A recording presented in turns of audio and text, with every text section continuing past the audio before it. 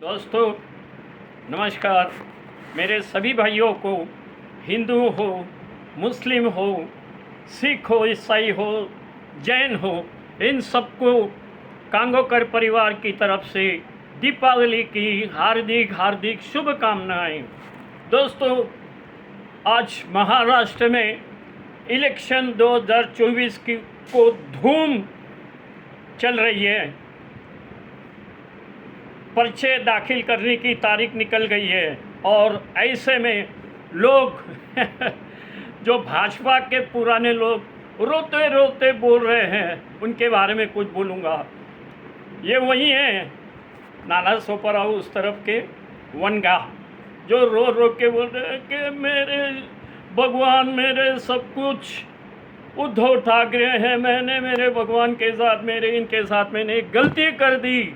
और यही वो वनगा है जो सबसे पहले ये डांस कर रहा था, फिर सरपंच के इलेक्शन में गया तो बड़ी बातें करके बोल रहा था कि ये हमारे और पालघर के इधर से और बुलेट ट्रेन जाने वाली है यानी, और मैं हिंदू हूँ। यानी जब तक था तभी तक तो हिंदू नहीं था, और जैसे एकनाथ शिंदे की पार्टी में चला गया हिंदू हो गया। अब माहिम के सरवणकर अब उनके सामने राज ठाकरे के बेटे अमित ठाकरे खड़े हैं, तो उन्होंने, और फिर एकनाथ शिंदे जी ने, और फिर उसके बाद देवेंद्र फडणवीस ने उनको तो बोल दिया भाई आपको खड़ा नहीं रहना है, हमें सपोर्ट देना अमित ठाकरे को।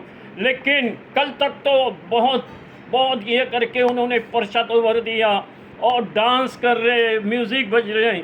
लेकिन आज का मैंने उनका फ़ोन पे सुना कि शिवसेना माँ जी आइए, मेरी माँ है वो राज ठाकरे जी, आप कृपा करके मुझे अलग मत करने दो माँ से।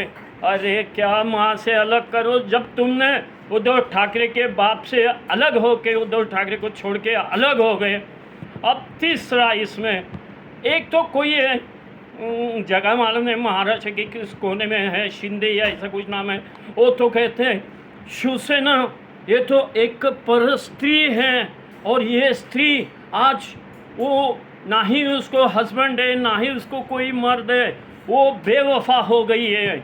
अरे भाई, शिवसैनिक को कोई माँ बोल रहा है, शिवसैनिक को कोई बेवफा बोल रहा है, यानी हर कोई उसके ऊपर आके उसका सुख ले रहा है, ये उसको कहना है।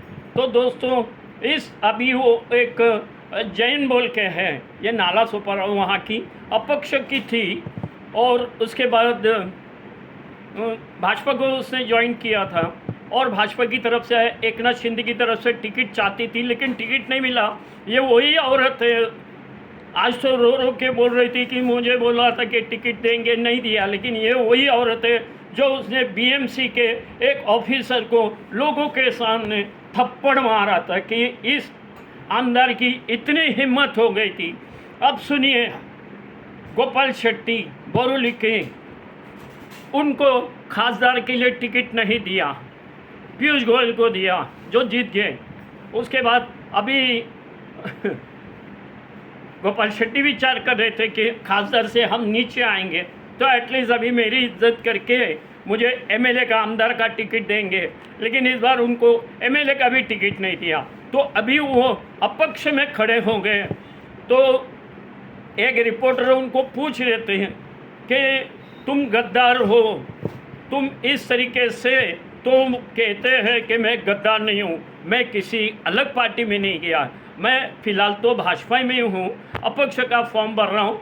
मैं पार्टी को बताना चाहता हूँ कि मैंने इतना साल पार्टी की सेवा किया। अरे भाई शेट्टी साहब, आप डर रहे हो ईडी, फिर इनकम टैक्स और सीबीआई से, अरे खुल के नहीं बोल सकते। एक तो अपक्ष में खड़े हो, और ये वही आदमी है जिसने विले पार्ले में एक बिल्डर के लिए इन्होंने काम किया था।